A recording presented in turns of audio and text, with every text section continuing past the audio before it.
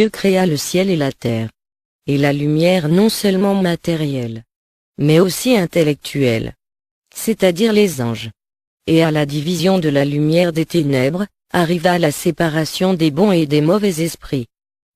Les anges demeurèrent quelque temps dans l'état d'épreuve, qu'on peut diviser en 3 instants. Au premier instant ils furent créés, et ornés des dons de la nature et de la grâce. Au second instant la volonté de leur Créateur leur fut proposée, pour la suivre et obtenir la fin, pour laquelle ils avaient été créés. Il leur donna de très vives lumières, sur le bien et le mal, les récompenses et les châtiments éternels. Les uns furent obéissants, les autres rebelles. Les bons furent confirmés en grâce, et récompensés de la gloire éternelle. Les obstinés furent châtiés, et précipités dans l'enfer, pour y être éternellement tourmentés. Le motif de cette rébellion, et de cette disgrâce fut, que les anges ayant eu une très claire connaissance de l'être divin, avec l'unité des sens, et la trinité des personnes, ils reçurent commandement d'adorer Dieu comme leur Créateur. Ils obéirent tous à ce précepte, mais avec quelques distinctions. Lucifer se soumit parce qu'il crut impossible de faire le contraire. Mais il ne le fit pas avec une parfaite charité. Et bien que cette lâcheté a opéré ses premiers actes, ne le priva point de la grâce. Sa mauvaise disposition vint de là, car ses vertus et son esprit en furent affaiblis. Dieu leur manifesta, qu'il devait créer une nature humaine, et que la seconde personne de la très sainte Trinité devait s'incarner, et élever la nature humaine à l'union hypostatique. Ils reçurent le commandement d'adorer cet homme-dieu, et de le reconnaître pour chef de toutes les créatures. Lucifer résista à cet ordre, et provoqua ses adhérents à faire de même. Il leur persuada qu'il serait leur chef, et qu'il constituerait un royaume indépendant du Christ. Mais sa méchanceté s'accrut, lorsqu'il lui fut proposé de reconnaître comme reine, et souveraine, une vierge, mère du Christ, qui devait être enrichie des dons de grâce et de gloire, de manière à surpasser toutes les autres créatures angéliques et humaines. Il résista par d'horribles blasphèmes, et condamna ces décrets divins comme injustes, et injurieux à sa grandeur. Cette superbe présomption irrita si fort le Seigneur, qu'il annonça au serpent dans le paradis terrestre, que Marie lui écraserait la tête. Après avoir précipité du ciel les anges rebelles, et Lucifer leur chef, Dieu créa les autres créatures, sur le modèle du Christ, et de la Vierge Mère comme leur divin exemplaire. Mais surtout il forma Adam et Ève en tout semblable à ces divins originaux. Il leur donna le mouvement, et une entière perfection. Enfin il les bénit en considération de leur parfaite ressemblance avec leur modèle. Le Seigneur cacha à Lucifer la création d'Adam et d'Ève, pendant une partie du temps qu'ils vécurent ensemble. Dieu agit ainsi pour jeter le démon dans le doute. Si Ève était celle qui devait lui écraser la tête, et Adam le Verbe incarné. La rage de cet implacable ennemi commença à dresser des embûches. Ayant réussi à perdre la femme et par son moyen l'homme, il en triompha orgueilleusement avec ses démons. Mais sa satisfaction ne fut pas de longue durée, parce qu'il vit combien Dieu s'était montré miséricordieux à l'égard des criminels, et qu'il leur rendrait sa grâce, et son amitié par le moyen de la pénitence. Et ce lui fut un nouveau tourment, d'ouïr la menace qu'une femme lui écraserait la tête. Le genre humain se multiplia par la bénédiction divine. Et le Seigneur se choisit un peuple élu, et dans ce peuple une lignée illustre et sainte, de laquelle il devait descendre selon la chair. Il fit des faveurs signalées à ce peuple, et lui révéla des mystères profonds.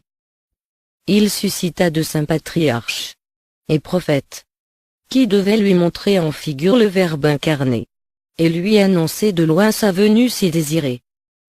Enfin le temps marqué approchant, Dieu envoya au monde 2 flambeaux très éclatants, qui annonçaient la prochaine aurore du soleil de justice Jésus, notre Sauveur. Ces 2 flambeaux furent Saint Joachim et Sainte Anne, que les volontés divines avaient préparés et créés afin qu'ils fussent les parents de la Vierge Mère de Dieu. Joachim avait sa maison avec ses parents, et a mis à Nazareth, petite ville de Galilée. C'était un homme juste et saint, éclairé d'une lumière spéciale, qui lui faisait connaître les mystères des Saintes Écritures, et le sens des prophéties. Sainte Anne avait sa maison à Bethléem. Elle était chaste, humble et belle. Elle avait aussi de grandes illustrations, sur les sens profonds des divines prophéties. L'archange Gabriel fut envoyé en forme corporelle à Sainte Anne, pour lui ordonner de prendre Joachim pour époux. Il alla peu après vers Joachim, et l'avertit en songe de prendre Sainte Anne pour épouse. Le saint mariage s'accomplit sans que l'un découvrît à l'autre son secret. Les deux saints époux habitèrent à Nazareth, et suivirent les voies du Seigneur, donnant la plénitude des vertus à toutes leurs œuvres. Ils faisaient tous les ans 3 portions de leurs revenus. Ils offraient la première au temple. Ils distribuaient la seconde aux pauvres, et destinaient l'autre pour l'honnête entretien de la famille. Les saints époux passèrent 20 ans, sans avoir aucun enfant, ce qui était réputé comme une honte. C'est pourquoi ils essuyèrent de leurs voisins plusieurs opprobres, parce qu'on croyait que ceux qui n'avaient pas d'enfants, n'auraient aucune part au futur Messie. Ils étaient même injuriés, par les prêtres comme des êtres inutiles. Et Joachim étant allé au temple pour prier, un prêtre appelé Issachar le renvoya parce qu'il offrait étant stérile, et dès lors indigne d'offrir des sacrifices. Le saint homme se retira tout affligé.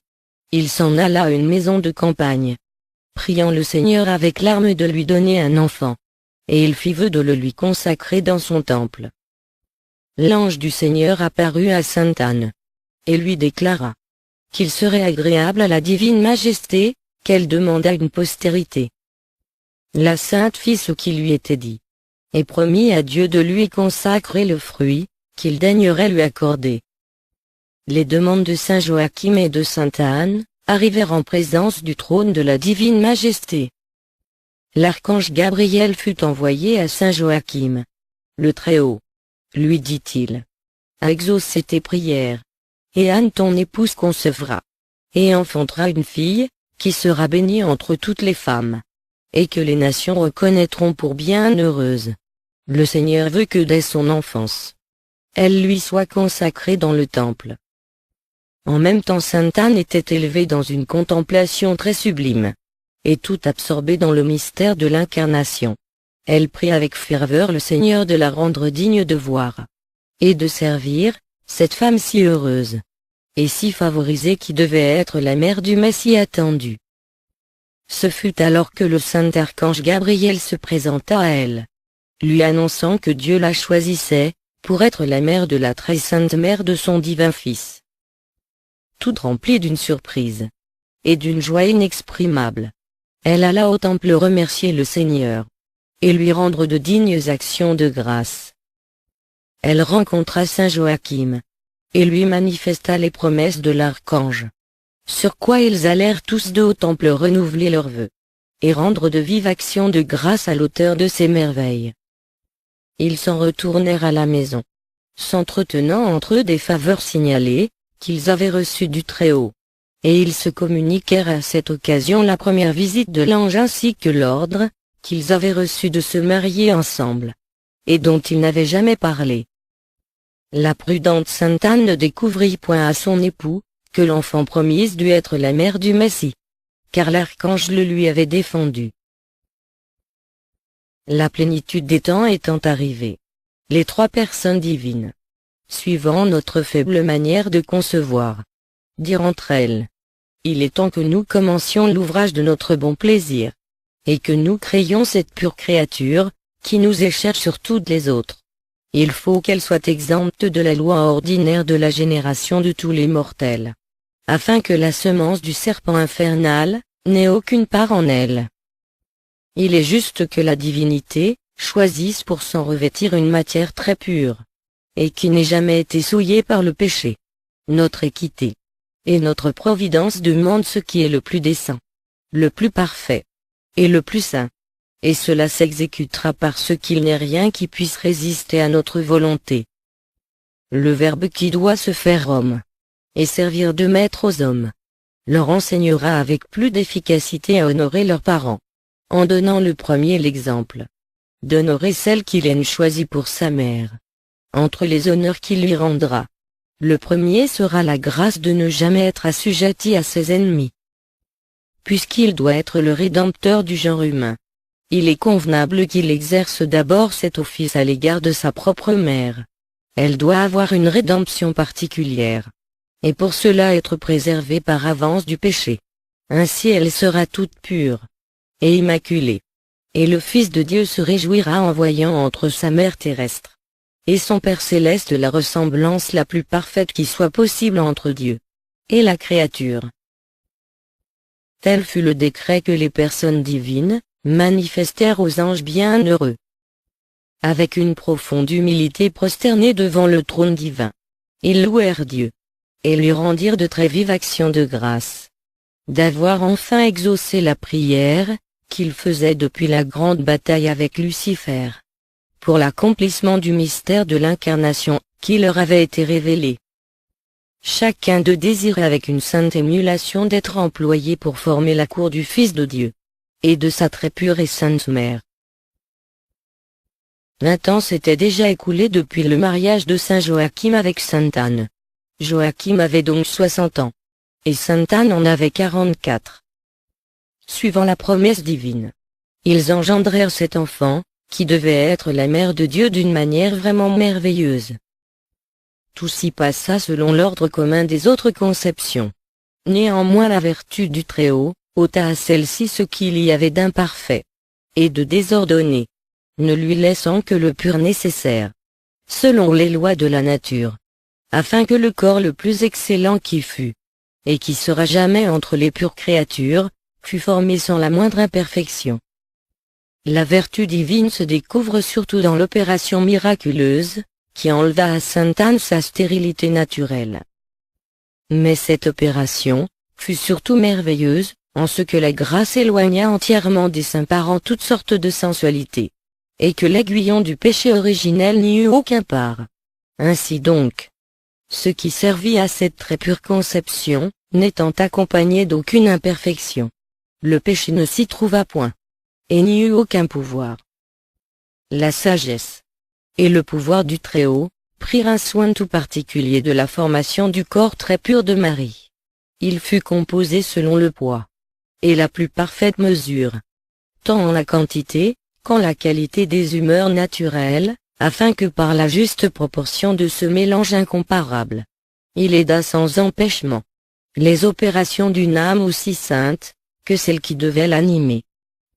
Ce petit corps reçut un tempérament si accompli, et des facultés si riches, que la nature n'aurait jamais formé à elle seule rien de semblable. Suivant notre manière de concevoir, Dieu mit plus de soin à le composer, et à le former qu'il n'en mit à former tous les cieux, et tout ce que renferme l'univers. La conception du corps très pur de Marie se fit en un jour de dimanche, correspondant à celui de la création des anges, dont elle devait être la reine et la souveraine. Et bien que selon l'ordre commun, les autres corps aient besoin de plusieurs jours pour être entièrement organisés, afin que l'âme raisonnable y soit infuse. Néanmoins dans cette occasion le temps nécessaire fut considérablement abrégé, et ce qui se devait s'opérer naturellement en 80 jours, se fit avec plus de perfection en 7.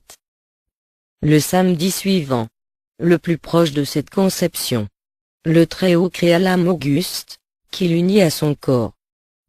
C'est ainsi qu'entra dans le monde la créature la plus pure, la plus parfaite, la plus sainte, et la plus belle que Dieu ait jamais créée, et qu'il doit créer jusqu'à la fin des temps. C'est à cause de ce mystère, que le Saint-Esprit ordonnait que l'Église consacrerait le samedi à la très sainte Vierge, comme le jour auquel il avait reçu le plus grand bienfait, lorsque son âme très sainte fut créée, et unie à son corps, sans que le péché originel, ni le moindre de ses effets s'y trouvassent. Le jour de sa conception, que l'Église célèbre aujourd'hui, n'est pas celui de la conception du corps, mais celui de l'infusion de l'âme, sans aucune trace du péché originel. À l'instant de l'infusion de l'âme, la très sainte Trinité répéta ces paroles proférées à la création de l'homme. Faciamus hominem ad imaginem, et similitudinem nostram. Par la vertu de ces divines paroles, l'âme très heureuse de Marie fut remplie de grâce, de dons, de privilèges, et de faveurs par-dessus les premiers des séraphins, avec l'usage le plus parfait de la raison, qui devait être proportionné au don de la grâce qu'elle recevait. Alors le Seigneur répéta les paroles prononcées par lui lors de la création, témoignant ainsi la rare complaisance qu'il prenait dans cet ouvrage si glorieux. Au temps de l'infusion de l'âme dans le corps, le Très-Haut voulut que sainte Anne ressentit et reconnut d'une façon très relevée la présence de la divinité. Elle fut remplie du Saint-Esprit et ravie en une extase très sublime, où elle reçut de très hautes connaissances des mystères les plus cachés. Cette allégresse et cette joie toute spirituelle ne furent pas passagères, mais durèrent tout le reste de sa vie, quoiqu'elles fussent plus fréquentes, pendant qu'elle gardait dans son sein le trésor du ciel. Quoique alors la très sainte âme de Marie fut douée de toutes les perfections, et de l'habitude infuse de toutes les vertus, plus qu'aucun saint, et même que tous les saints ensemble, il ne fut pas néanmoins nécessaire qu'elle les pratiquât tout aussitôt, mais seulement celles qui convenaient à l'état où elle était. Elle pratiqua donc en premier lieu les vertus théologales, la foi, l'espérance et la charité, et particulièrement la vertu de charité, contemplant Dieu comme le bien souverain avec tant d'attention et d'amour qu'il n'est pas au pouvoir de tous les séraphins d'arriver à un degré si éminent. Elle pratiqua aussi les autres vertus qui ornent et qui perfectionnent la partie raisonnable. Elle eut la science infuse, les vertus morales, les dons et fruits de l'Esprit Saint en un degré éminent, et correspondant aux vertus théologales, de sorte qu'elle fut dès le premier instant de sa conception plus sage, plus prudente, plus éclairée sur Dieu, sur toutes ses œuvres, que toutes les créatures ensemble. Cette grande perfection de Marie ne consistait pas seulement dans les habitudes qui lui furent infuses, mais dans les actes qu'elle put exercer dès cet instant, par le pouvoir divin qui la secondait. Pour en toucher seulement quelque chose, elle connut Dieu tel qu'il est, en lui-même comme créateur et glorificateur. Elle l'honora, le loua, le remercia. Par des actes héroïques elle l'aima, le craignit, et l'adora, et lui fit des sacrifices de louange et de gloire pour son être immuable. Elle connut les dons qu'elle avait reçus, pour lesquels elle rendit de très humbles actions de grâce, accompagnées de profondes inclinations corporelles, qu'elle fit dès le sein de sa mère avec son petit corps, et elle mérita plus en cet état par ses actes, que tous les saints dans le plus haut degré de leur perfection et de leur sainteté. Elle eut outre les actes de la foi infuse, une haute connaissance de la divinité et de la très sainte Trinité, et quoiqu'elle ne la vit pas dans cet instant intuitivement, elle la vit néanmoins abstractivement, et cette manière de la connaître fut la plus parfaite, par laquelle Dieu puisse se manifester à l'entendement humain dans ce monde.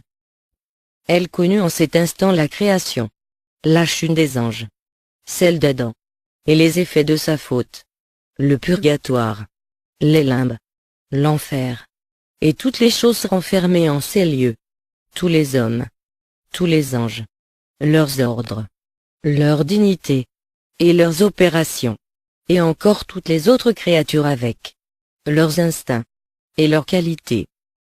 Elle connut aussi toute sa généalogie, et tout le reste du peuple saint, et choisit de Dieu, les patriarches, et les prophètes, et combien sa majesté divine avait été admirable dans les dons, grâces, et faveurs qu'il leur avait accordés.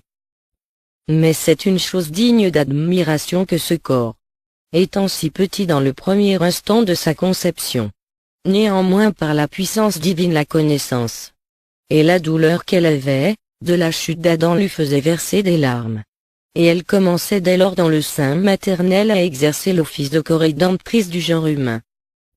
Elle offrit ses larmes au désir des patriarches. Et cette offrande fut agréable à Dieu, et plus efficace pour obtenir la rédemption, que toutes les prières des hommes et des saints anges. Elle pria spécialement pour ses parents, qu'elle connut en Dieu avant de les voir corporellement. Et elle exerça en même temps, envers eux la vertu de l'amour, du respect et de la gratitude de fille. Les visions de cette sainte enfant furent continuelles et sans interruption durant les 9 mois, qu'elle demeura enfermée dans le sein de sa mère. Et 3 fois elle fut élevée à une très haute contemplation, quoique abstractive, de la très sainte Trinité. La première eut lieu le premier instant qu'elle fut animée, la seconde au milieu des 9 mois, et la troisième le jour, qui précéda sa naissance. Elle s'occupa dans ces 9 mois à des actes héroïques d'adoration et d'amour de Dieu, à des demandes continuelles, en faveur du genre humain, à une sainte communication avec les anges. Elle ne ressentit point la clôture de la prison du sein maternel, ni les incommodités de cet état naturel. Et l'interdiction de l'usage des sens extérieurs, ne lui causa aucune peine. Elle fit à Dieu avec une entière ferveur la demande de mourir, avant de venir à la lumière du monde, si elle devait manquer en un seul point à son amour, et à son service. Ce fut dans la dernière vision abstractive de la très sainte Trinité, qu'elle eut le jour qui précéda sa naissance. Cette prière ayant été faite, le Très-Haut lui donna sa bénédiction, et lui commanda de sortir du sein maternel à la lumière matérielle de ce soleil visible. Dieu, pour augmenter davantage la gloire et la vertu de sainte Anne, voulut que dans le temps de sa grossesse elle eût à souffrir diverses afflictions. Lucifer, découvrant une si grande sainteté qu'en cette femme, eut le soupçon que l'enfant, qu'elle avait dans son sein, pouvait être cette illustre femme, qui devait le fouler aux pieds, et lui briser la tête. Dans sa rage il mit en œuvre divers moyens pour la faire périr. Il osa la tenter de plusieurs fausses persuasions, et de défiance sur sa grossesse, pour la faire chanceler dans sa foi. Mais ce fut en vain. Il tâcha d'abattre la maison, qu'habitait la sainte afin que l'ébranlement, et la terreur qui en résulterait fissent périr l'enfant dans son sein. Mais il ne put réussir, parce que les anges qui gardaient la très sainte enfant lui résistèrent. Il pervertit, et irrita certaines femmellettes, qui s'acharnant avec rage contre notre sainte, lui firent de sensibles affronts et de grandes railleries sur sa grossesse. Ces artifices furent encore inutiles, bien que les pauvres femmes eussent consenti aux mauvaises suggestions de Lucifer. Les 9 mois étant accomplis, sainte Anne fut éclairée d'une lumière intérieure, par laquelle le Seigneur lui fit connaître que le temps de ses heureuses couches était venu. Prosternée en présence de la majesté divine, elle demanda humblement au Seigneur de l'assister de ses grâces. Et tout à coup elle sentit dans son sein un doux mouvement, qui lui fit comprendre que sa très chère enfant voulait venir à la lumière. Dans cet état de la Sainte Mère, la très sainte enfant vint au monde le 8 septembre, à minuit, et afin qu'elle ne vît ni ne sentît sa naissance, elle fut ravie en une extase très sublime en paradis. La Sainte Mère voulut elle-même l'envelopper de ses langes, la recevoir dans ses bras, sans permettre que d'autres mains la touchassent, et elle put remplir elle-même cet office, parce qu'elle ne ressentit pas les douleurs de l'enfantement.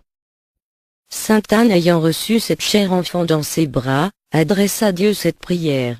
Seigneur, dont la sagesse est infinie, Créateur de tout ce qui a l'être, je vous offre humblement le fruit de mes entrailles, que j'ai reçu de votre infinie bonté, et je vous remercie du fond du cœur. Faites de la fille et de la mère selon votre très sainte volonté, et regardez de votre trône notre petitesse. Je félicite les saints pères des limbes, et tout le genre humain, à cause du gage assuré, que vous leur donnez de la prochaine rédemption. Mais comment me comporterai-je, envers celle que vous me donnez pour fille, ne méritant pas d'être sa servante?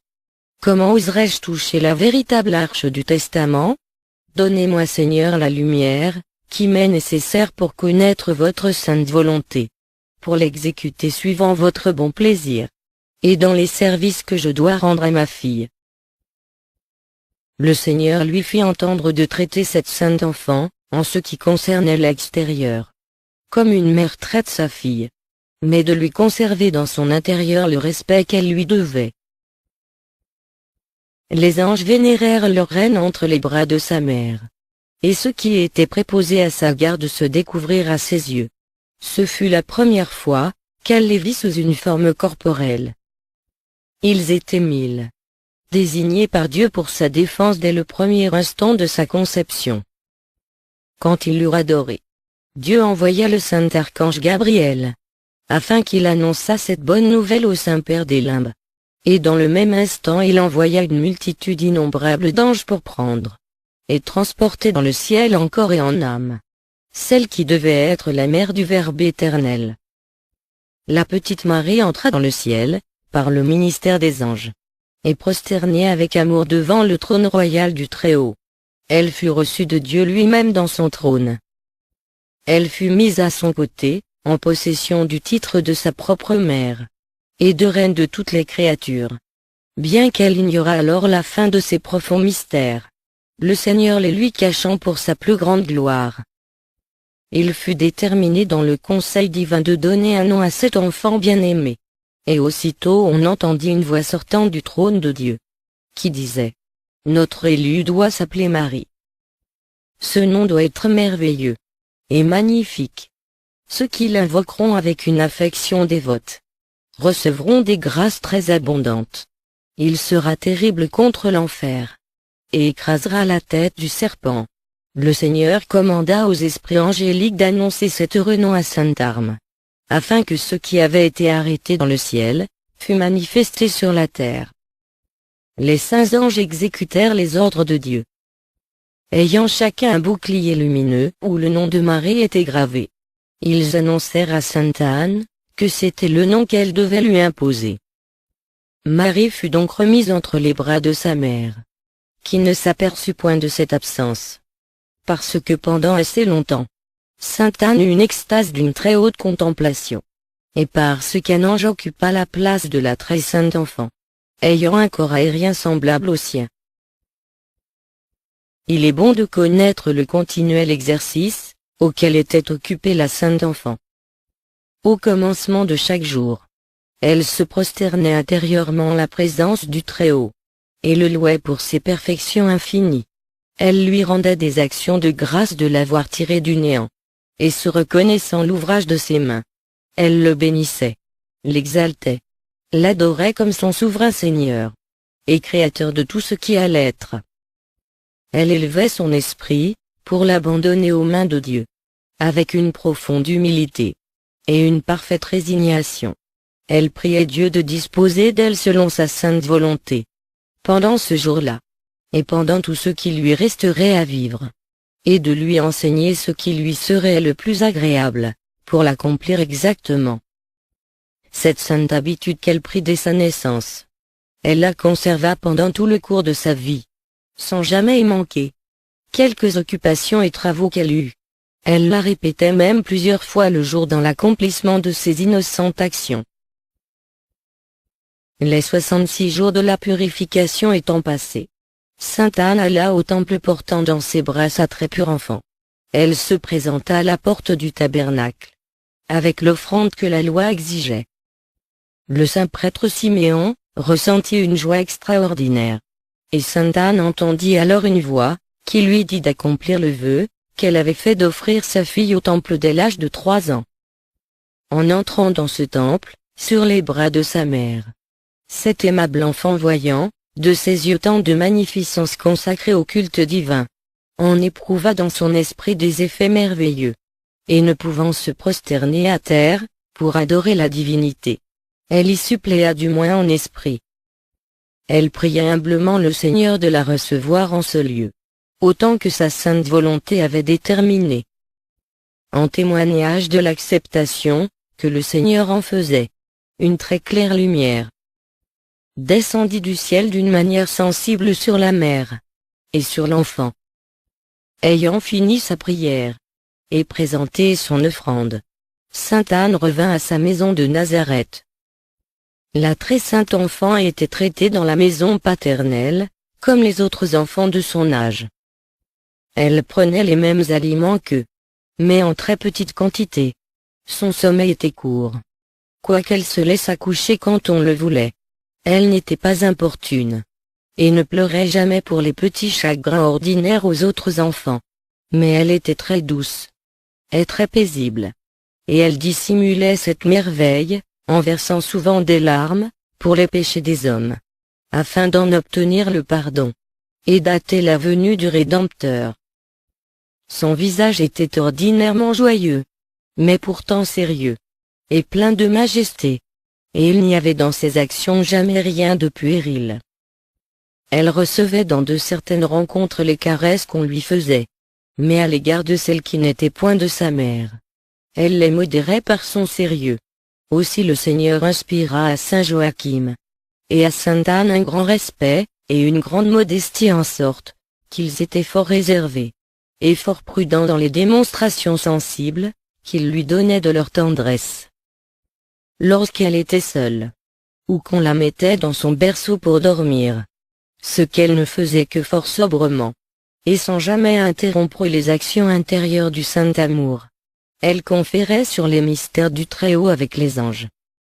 Elle fut sujette à la faim, à la soif, et aux peines corporelles, parce qu'il était convenable qu'elle imitât Jésus.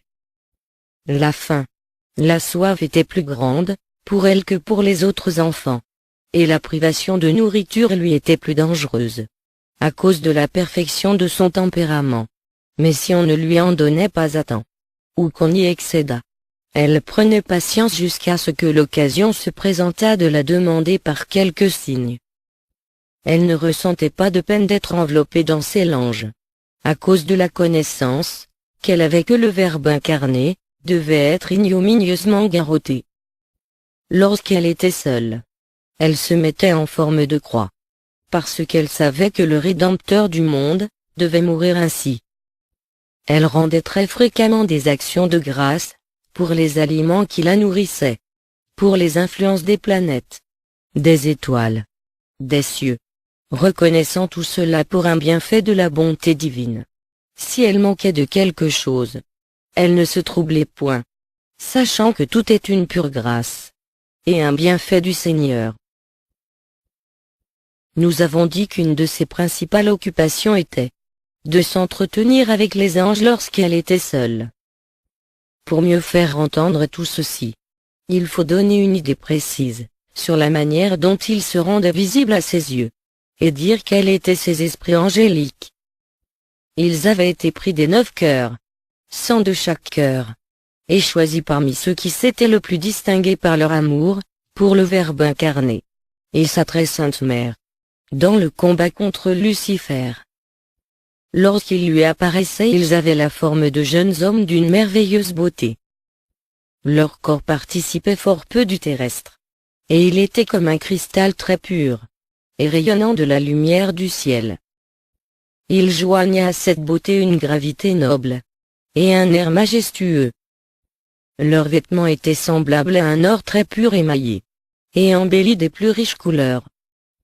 On découvrait néanmoins que tout cela n'était pas fait pour être touché, mais pour la vue seule, comme la lumière du soleil.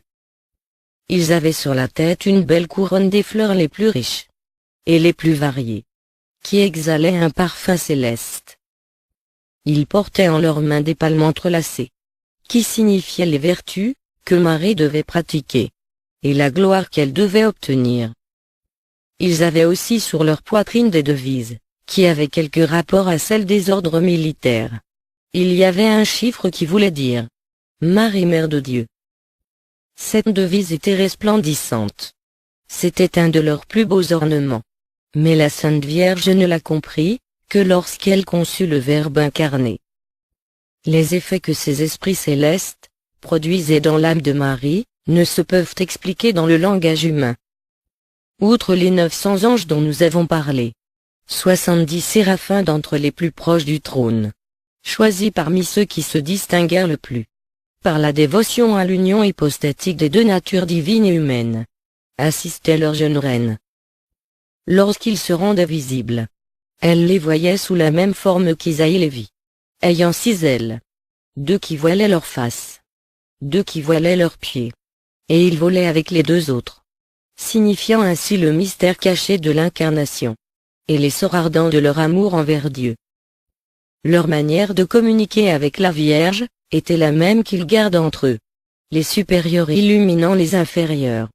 Car bien que la Reine du ciel leur fût supérieure, en dignité et en grâce, néanmoins dans sa nature l'homme, comme le dit David, a été fait moindre que les anges.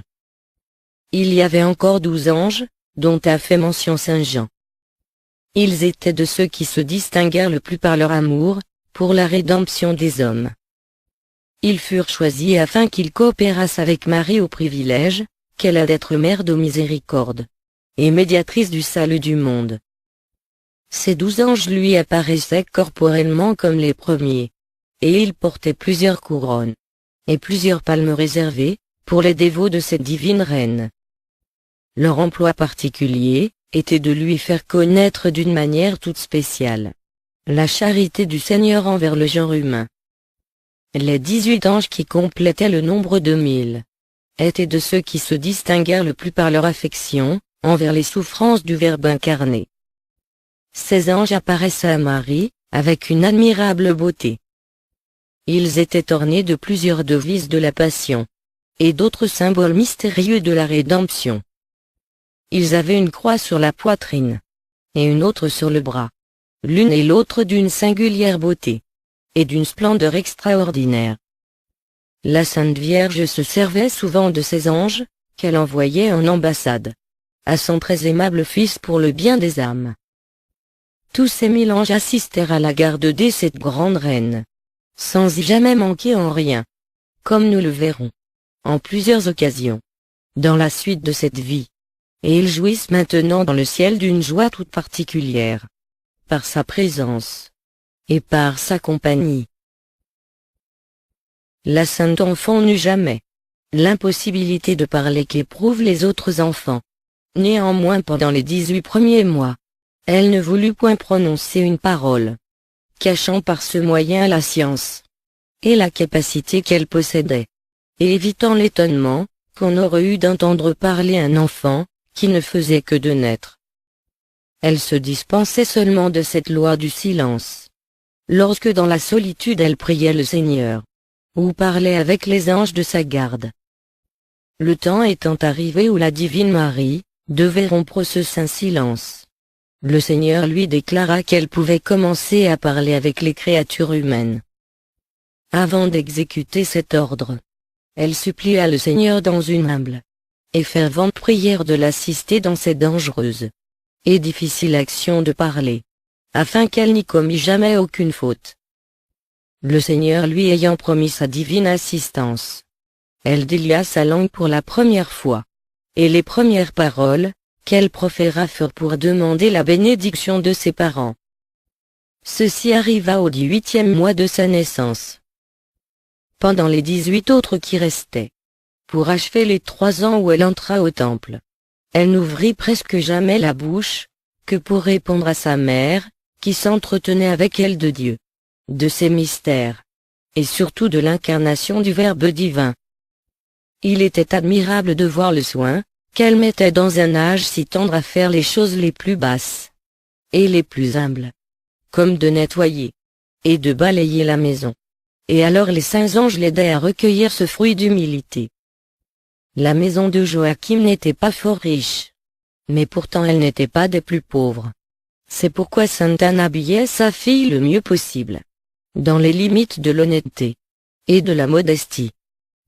Dès que la sainte enfant commença à parler, elle pria ses parents de la vêtir plus pauvrement d'un habit grossier et de couleur de cendre, et leur témoigna le désir qui eût déjà été porté.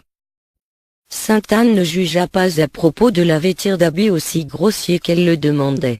Elle la satisfit néanmoins pour la couleur et pour la forme qui rappelait un peu l'habit qu'on met aux enfants par dévotion. Elle ne répliqua pas une parole, et se montra très soumise à sa mère, compensant par cet acte d'obéissance l'acte d'humilité qu'elle ne pouvait pas faire.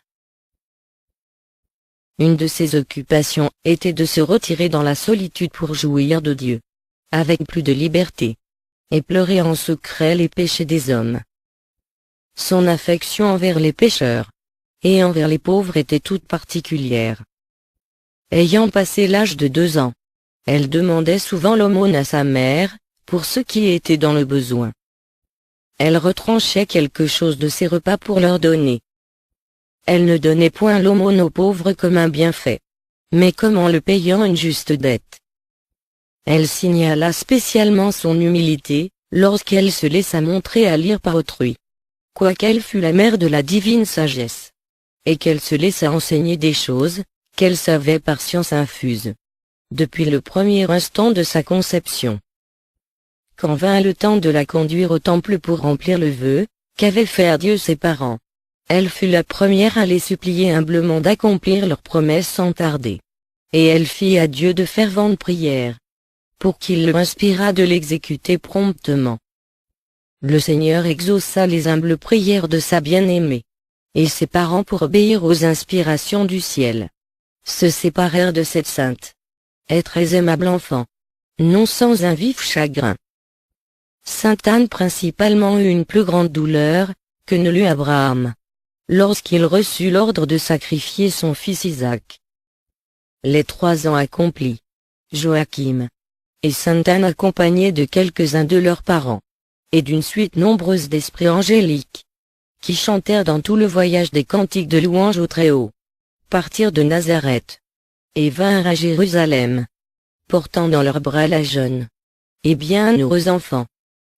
Arrivée au temple, Sainte Anne entendit une voix qui disait: « Venez mon épouse, et mon élu, venez dans mon temple où je veux que vous m'offriez un sacrifice de louange et de bénédiction. » Ils la conduisirent dans l'appartement des vierges, où elles étaient élevées toutes ensemble dans une sainte retraite, jusqu'à l'âge du mariage.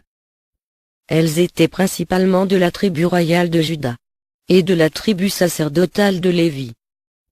L'escalier pour aller à cet appartement avait 15 degrés. Un des prêtres qui était venu la recevoir l'a mis sur le 1er degré. Et Marie, lui, en ayant demandé la permission, se tourna vers ses parents, leur demanda leur bénédiction à genoux, leur baisa les mains, et les pria de la recommander à Dieu. Ceux-ci la lui donnèrent avec beaucoup de tendresse et de larmes. Alors elle monta toute seule les 15 degrés avec une ferveur et une modestie admirable. Le saint vieillard Siméon lui donna pour maîtresse la prophétesse Anne, qui avait été prévenue pour cet emploi d'une grâce spéciale de Dieu. Ayant été remise à sa maîtresse, la jeune enfant se mit à genoux, lui demanda sa bénédiction, et la pria de lui enseigner tout ce qui était nécessaire. Ensuite elle alla offrir ses services à toutes les vierges, les salua, et les embrassa chacune en particulier avec tendresse, et les remercia de l'avoir reçue, pour compagne tout indigne qu'elle en fût. Après avoir rempli ce devoir, elle se prosterna à terre, et baisa le pavé, comme étant celui de la maison de Dieu, puis rendit grâce au Seigneur de ce grand bienfait. Ensuite elle s'adressa à ses 12 anges, dont nous avons parlé plus haut, et les pria d'aller consoler ses parents dans leur tristesse. Les anges partis. Le Très-Haut ordonna aux 60 séraphins, qui l'assistaient, de la transporter dans l'empyrée. Cela fut aussitôt exécuté, et elle vit là l'essence divine d'une vision intuitive. Prosternée humblement devant le trône de Dieu, elle lui demanda de grâce, avec une singulière ferveur, l'une de souffrir beaucoup pour son amour, l'autre de pouvoir faire en sa présence 4 vœux, ceux de pauvreté, de chasteté, d'obéissance, et de clôture perpétuelle dans le temple. Le Seigneur agréa demande, mais il accepta seulement le vœu de chasteté, et non les autres. Il régla seulement la manière dont elle devait conduire par rapport à ceux-ci. C'était d'agir comme si elle en eût fait vœu solennel. Après cette claire vision de Dieu, elle fut encore retenue dans le ciel, par une extase imaginative dans laquelle elle fut parée par les anges d'une manière admirable. Ils illuminèrent d'abord tous ses sens d'une clarté, qui la remplit de grâce et de beauté. Puis elle fut revêtue d'une robe magnifique, avec une ceinture de pierres précieuses de diverses couleurs, transparentes et resplendissantes. Cette ceinture signifiait la pureté et les héroïques vertus de son âme très sainte. On lui mit au cou un collier d'un prix inestimable, avec 3 grandes pierres, symbole des 3 vertus théologales, la foi, l'espérance et la charité. Elle pendait sur sa poitrine, comme pour marquer le lieu où ses vertus résidaient. On lui mit au doigt 7 anneaux d'une rare beauté, pour marquer les 7 dons du Saint-Esprit. La très sainte Trinité lui posa sur la tête, comme à la reine du monde, une couronne impériale d'une inestimable valeur. Le vêtement dont elle était revêtue était semé de chiffres d'un or très fin et très éclatant qui disait « Marie, fille du Père éternel, épouse du Saint-Esprit, et mère de la véritable lumière. » Ces dernières paroles ne furent comprises que des anges. L'auguste fille parlait ainsi, plut tellement à Dieu, qu'il lui commanda de demander tout ce qu'elle souhaiterait, l'assurant que rien ne lui serait refusé. La demande qu'elle fit au Seigneur, fut qu'il envoyât au monde son Fils unique pour racheter les hommes, qu'il augmentât son saint amour chez ses parents, et les comblât des dons de sa main bienfaisante, qu'il consolât les pauvres, et les affligés, qu'il les soulageât dans leurs peines, et leurs travaux. Elle ne demanda ensuite pour elle que l'accomplissement de sa sainte volonté. Après cette admirable vision, les anges la remirent dans le temple d'où elle avait été enlevée, où elle rentra plus humble que jamais. Elle commença aussitôt à pratiquer ce qu'elle avait promis en la présence du Seigneur. Elle alla trouver sa maîtresse, et lui remit tout ce que sa mère lui avait donné pour ses besoins ou pour ses plaisirs, excepté un simple habit et un livre de prières manuscrit, et elle la pria de donner aux pauvres ces petites choses. Ses actions et ses pratiques de sublimes vertus furent si parfaites, qu'elle surpassa par ses mérites ceux de tous les séraphins. Pour entrer en quelques détails, après avoir remis à sa maîtresse tout ce qu'elle avait, elle demanda très humblement au saint prêtre, et à sa maîtresse de lui prescrire tout ce qu'elle aurait à faire. La très humble enfant à genoux, les mains jointes, et la tête inclinée, écouta les ordres de Siméon. « Ma fille, dit-il, vous assisterez avec beaucoup de respect et de dévotion au cantique du Seigneur. Vous prierez le Très-Haut pour les nécessités de son Saint-Temple et de son peuple, et pour la venue du Messie. Vous vous retirerez à la 3e heure pour vous reposer, et vous vous lèverez à la pointe du jour, pour prier le Seigneur jusqu'à l'heure de tierce. Et ensuite vous vous occuperez à quelque travail manuel. Vous observerez la tempérance dans les repas, que vous prendrez après le travail. Ensuite vous irez recevoir les instructions de votre maîtresse. Vous emploierez le reste de la journée à lire les divines écritures. Vous serez en toutes choses humble, affable et obéissante. » L'enfant sainte écouta à genoux le discours du prêtre, et après lui avoir demandé sa bénédiction, et baisa la main, elle résolut dans son cœur d'observer exactement ce qu'on lui prescrivait, et c'est ce qu'elle fit en effet. Elle demanda en outre à sa maîtresse la permission de servir toutes les autres vierges, et de s'employer aux emplois les plus humbles, comme de balayer la maison, et de laver la vaisselle. Et après l'avoir obtenu, elle se montra admirable pour prévenir les autres. Dans ces choses si humbles et si pénibles, elle demandait chaque jour le matin et le soir la bénédiction à sa maîtresse, lui baisait la main, et quelquefois les pieds, quand elle lui en donnait la permission. Elle employait beaucoup de temps à lire les divines écritures, plus particulièrement Isaïe, Jérémie, et les psaumes, parce qu'ils contiennent d'une manière plus expresse les mystères du Messie, et ceux de la loi de grâce. 6 mois après qu'elle fut entrée dans le temple, son bienheureux père Joachim tomba malade. Dieu l'ayant révélé à la très sainte enfant. Elle pria le Seigneur pour lui, et lui envoya 12 anges pour l'assister, et le consoler. Ayant appris le jour, et l'heure à laquelle il devait mourir, elle lui envoya tous les anges de sa garde.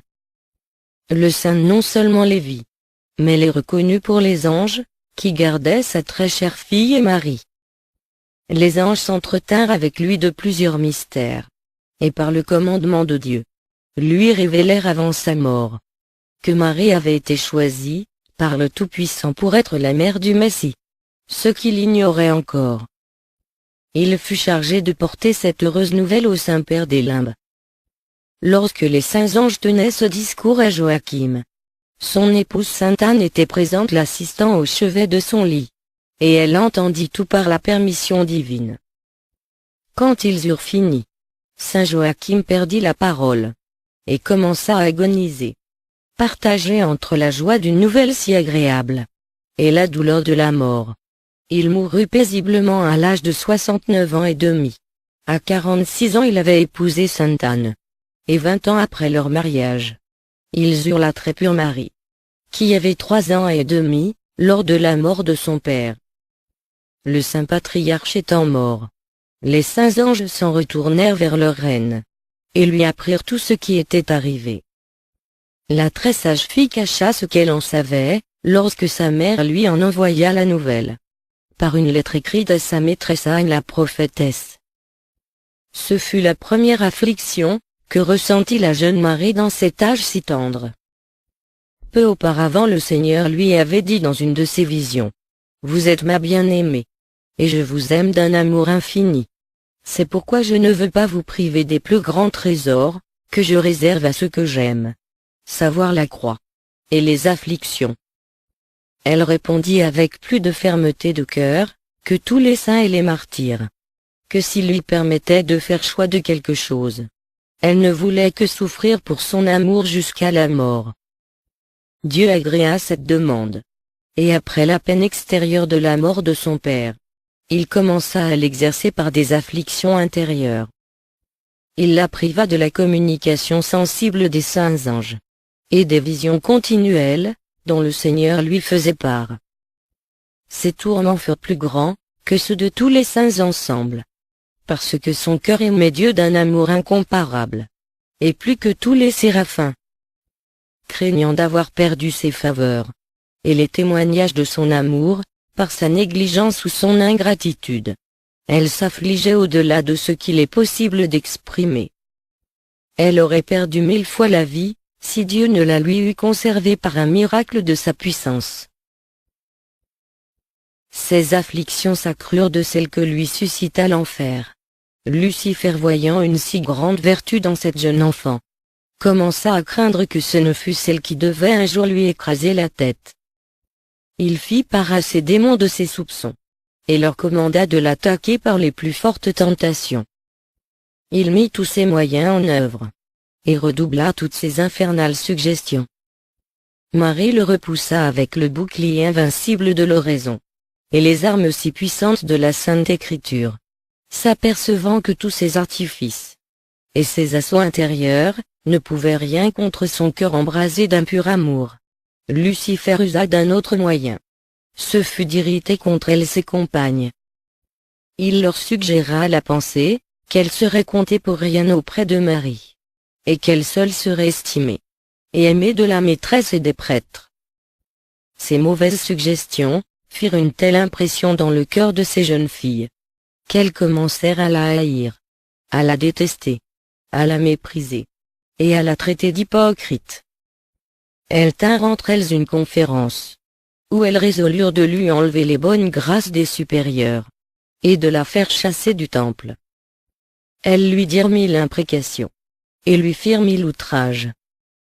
La très prudente Vierge répondit avec une profonde humilité, qu'elle ferait tous ses efforts pour s'amender. Mais ces douces réponses n'amollirent point le cœur de ses compagnes, parce que le démon les irritait toujours davantage. Elles cherchaient toutes les occasions de la maltraiter, et elles mirent en œuvre 1000 moyens. Un jour, elles l'emmenèrent dans une chambre retirée, l'accablèrent d'outrages et même de coups. elles haussèrent tellement la voix, qu'elles furent entendues des prêtres du temple, qui accoururent au bruit. Ils en demandèrent la cause. Et elles répondirent toutes, avec beaucoup d'indignation, qu'il n'était pas possible de vivre en paix avec Marie. Que son caractère était terrible. Qu'elle était hautaine. Et pleine d'hypocrisie. Les prêtres et la maîtresse la menèrent à une autre chambre. Ils la reprirent avec sévérité, en la menaçant de la congédier du temple. La très humble enfant, avec une grande modestie, les remercia de leur réprimande, et les pria de lui pardonner, promettant de se mieux conduire en toutes choses dans la suite.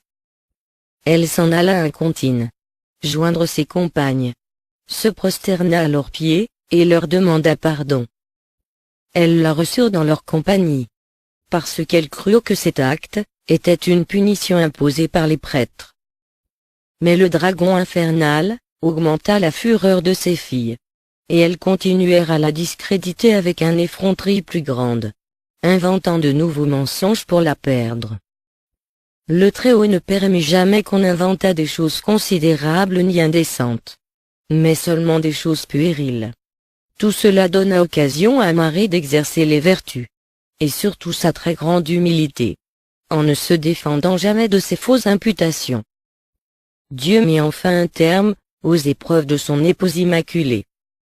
Il apparut en songe à Siméon et à Anne, leur faisant connaître que Marie était très agréable à ses yeux, et qu'elle était très innocente de tout ce dont on l'accusait. Après cet avis du Seigneur, ils appelèrent la très sainte enfant, et lui demandèrent pardon d'avoir trop facilement ajouté foi aux fausses accusations de ses compagnes.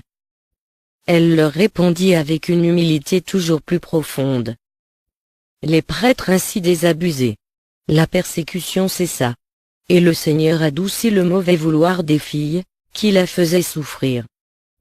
Mais ces afflictions intérieures, causées par l'absence de son bien-aimé Seigneur, ne cessèrent pas. Elles durèrent 10 ans, pendant lesquels elle souffrit au-delà de tout ce qu'il est possible d'exprimer. Le Très-Haut, il est vrai, découvrit sa face dans cet intervalle, afin qu'elle reçût quelque soulagement, mais ce ne fut pas fréquemment. Cette absence si pénible était convenable, afin que Marie se disposât par l'exercice de toutes les vertus, à la sublime dignité de Mère de Dieu, à laquelle le Très-Haut la destinait de toute éternité. À la 12e année de son âge, les anges lui manifestèrent que la fin de la vie de sa sainte mère Anne s'approchait. Dieu commanda à ses anges de porter réellement la sainte enfant auprès de sa mère malade, tandis qu'un d'entre eux prendrait sa place en prenant un corps aérien semblable au sien. Les anges obéirent au divin commandement, et la très sainte enfant consola sa chère mère.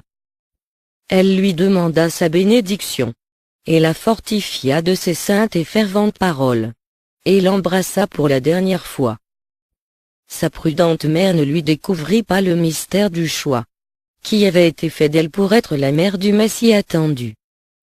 Elle l'exhorta à ne pas sortir du temple, avant d'avoir embrassé un état, à ne le faire qu'avec le consentement des prêtres du Seigneur, et si c'était la volonté de Dieu qu'elle se mariât, à prendre son époux dans la tribu de Juda, et dans la famille de David. Elle lui recommanda de faire part aux pauvres de ses biens, et de demander incessamment au Tout-Puissant la venue du Messie. Sainte Anne avait un cœur magnanime, une intelligence élevée, une taille médiocre, quelque peu au-dessous de celle de sa très sainte fille Marie, le visage rond, la couleur blanche et vermeille, et les manières toujours égales. Elle vécut 56 ans. À 24 ans elle se maria à Saint Joachim. Elle passa 20 ans sans enfant. À 44 ans elle mit au monde la Sainte Vierge. Elle vécut encore 12 ans.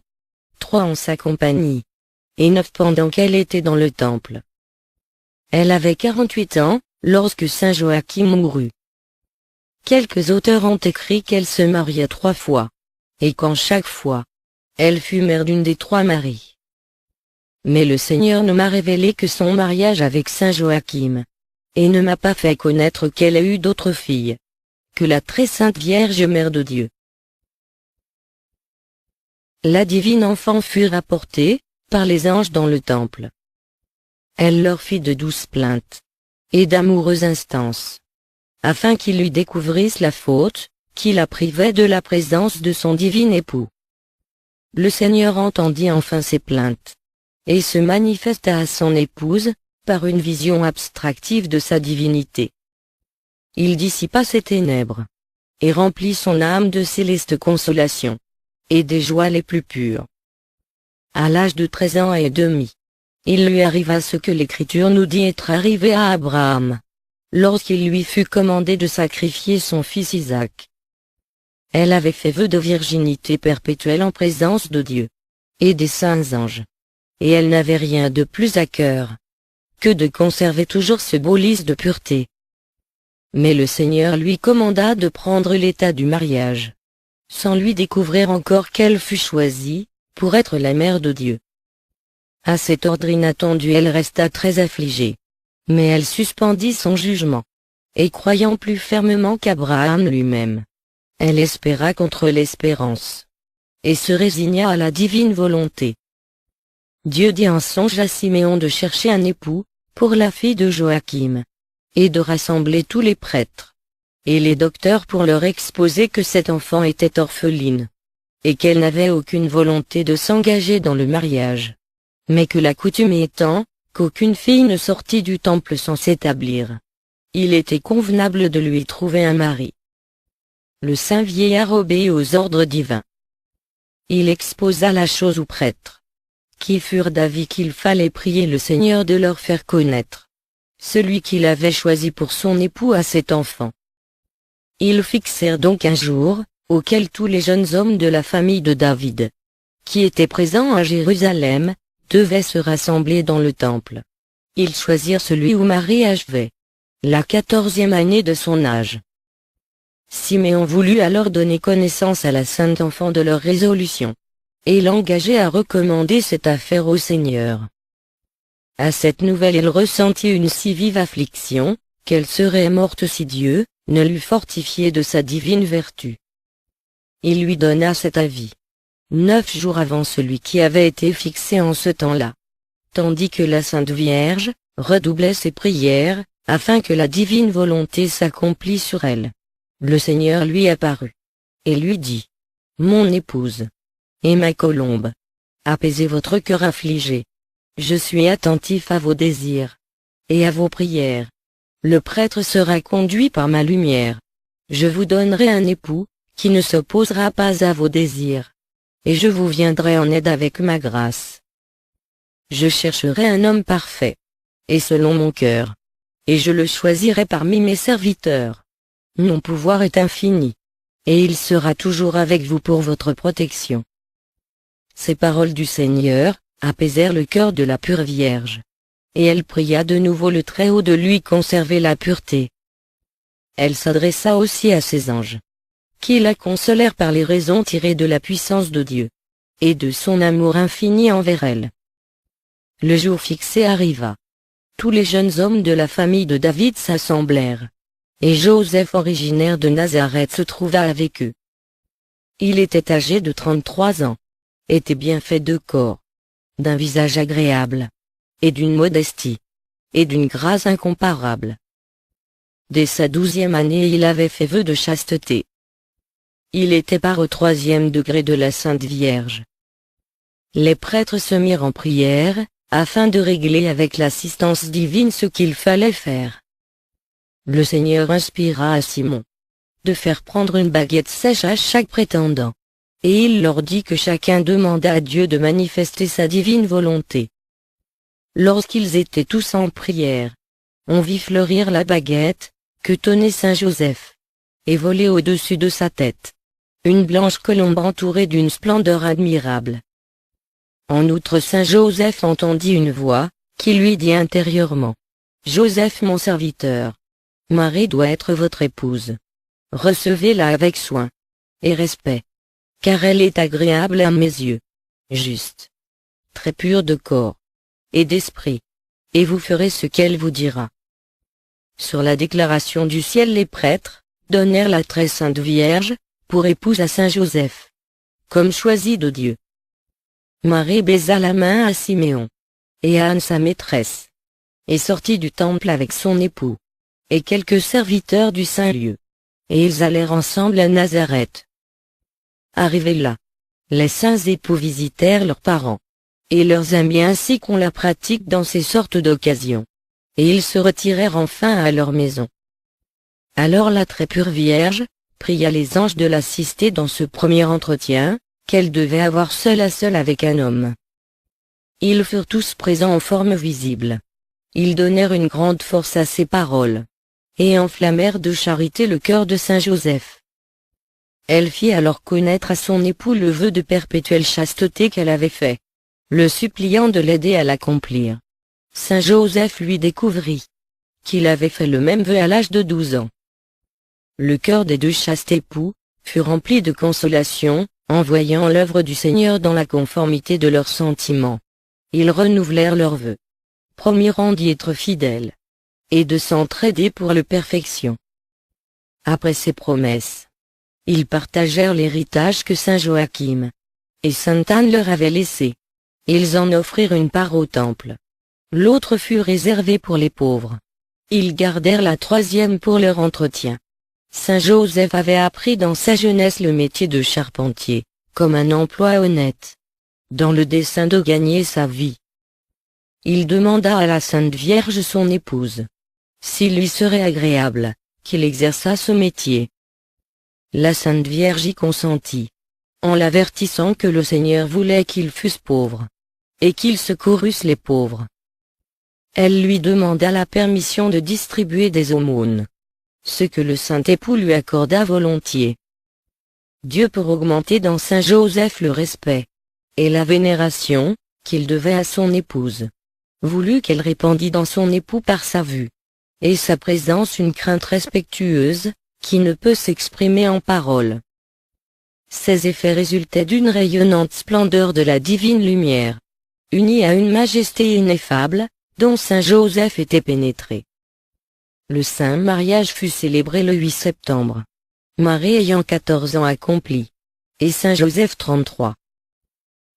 La Sainte Vierge s'occupa des œuvres de profonde humilité et d'héroïques vertus, pendant les 6 mois et 17 jours, qui s'écoulèrent depuis le mariage, jusqu'à l'incarnation du Verbe éternel. Pour accomplir ce mystère, avec plus de décence le Seigneur prépara la Sainte Épouse d'une manière singulière les derniers jours, qui précédèrent son incarnation dans son sein virginal. Le premier jour de cette préparation, Marie se levant à minuit, selon sa coutume, pour louer le Seigneur, les anges lui parlèrent ainsi. Épouse de notre divin Maître, levez-vous, car sa divine majesté vous appelle. Elle répondit, le Seigneur ordonne à la poussière de se lever de la poussière. Et se tournant vers lui, mon divin Maître, dit-elle, que voulez-vous faire de moi? À ces paroles son âme fut élevée à un nouveau séjour plus rapproché du Seigneur. La divinité lui fut manifestée d'une manière abstractive, et elle connut avec une grande clarté les œuvres du second jour de la création du monde. Le Seigneur lui découvrit qu'elle devait lui demander avec instance l'accomplissement de l'incarnation. Dans cette vision, elle connut en particulier comment elle était formée de la vile matière de la terre. Elle eut une si profonde connaissance de son être terrestre, qu'elle s'humilia profondément, et s'abaissa plus que tous les enfants d'Adam, bien qu'il soit rempli de misère. Le Seigneur lui donna cette connaissance, pour creuser dans son cœur des fondements d'humilité, qui fussent en proportion avec l'édifice qu'il voulait élever en elle. Et comme la dignité de mère de Dieu est en quelque sorte infinie, il fallait que l'humilité, qui devait lui servir de fondement, fût sans borne. Le second jour. Elle connut tout ce qui était du second jour de la création du monde. Dieu lui donna un plein pouvoir sur les cieux et tous les éléments, principalement pour 2 raisons.